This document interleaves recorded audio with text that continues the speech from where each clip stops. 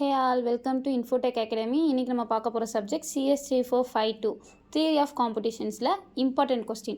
Unit 1ல Finite Automata, Equivalence between NFA and DFA, Equivalence of NFA with epsilon to without epsilon transition, Conversion of NFA to DFA, Minimization of DFA.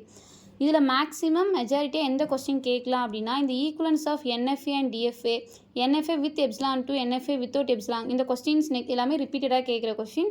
So unit 1ல் நீங்கள் இந்த 5 டாபிக்ஸை cover பண்ணிட்டாலே உங்களால் question வந்து attend பண்ண முடியும்.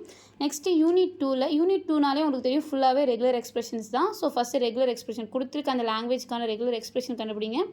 Next வந்துட்டு equivalence of finite automata and regular expression, pumping lemma, closure property for regular லாங்குவேஜ்க்கான closure property வந்து நீங்கள் எழுதணும். இதில் பம்பிங் லெமா அப்படின்னா அந்த கொடுத்துருக்க லாங்குவேஜ் வந்துட்டு ரெகுலராக நாட் ரெகுலரான்றது கண்டுபிடிக்கிறது. நெக்ஸ்ட் வந்து க்ளோஷர் ப்ராப்பர்ட்டி அப்படின்னா இது வந்து ஒரு தியரி கொஷின்.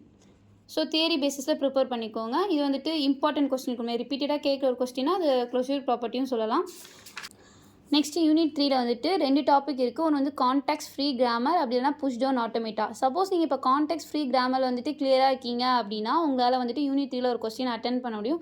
இல்லை எனக்கு கான்டெக்ஸ்ட் ஃப்ரீ கிராமர் கொஞ்சம் டிஃபிகல்ட்டாக இருக்க மாதிரி ஃபீல் ஆகுது அப்படின்னா நீங்கள் புஷ் டவுன் ஆட்டோமேட்டாவை ரெஃபர் பண்ணிக்கோங்க. Next deterministic push down automata.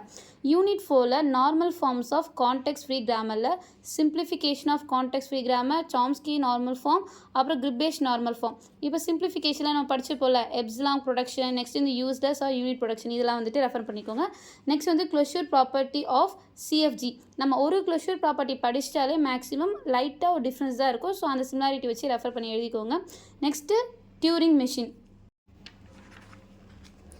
Next unit 5ல computable function, tractable and intractable problem, இது வந்துட்டு ஒரு ரிப்பீட்டடாக கேட்குற ஒரு கொஸ்டின். நெக்ஸ்ட் வந்து பிஎன்பி கம்ப்ளீட்னஸ், லைக் அதில் குஷ்கல் ட்ராவலிங் சேல்ஸ்மேன் ப்ராப்ளம்லாம் ரெஃபர் பண்ணிக்கோங்க. நெக்ஸ்ட் வந்து universal Turing machine. So unit 5ல இந்த 4 டாபிக்ஸ் இருக்க கொஸ்டின்ஸை நீங்கள் கவர் பண்ணாலே யூனிட் 5ல வர கொஸ்டின் உங்களால் அட்டென்ட் பண்ண முடியும்.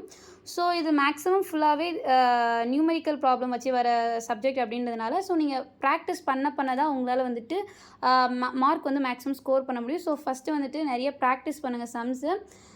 இந்த வீடியோ பிடிச்சிருந்துச்சு அப்படின்னா லைக் பண்ணுங்கள், மறக்காமல் சேனலை சப்ஸ்கிரைப் பண்ணுங்கள். தேங்க்யூ.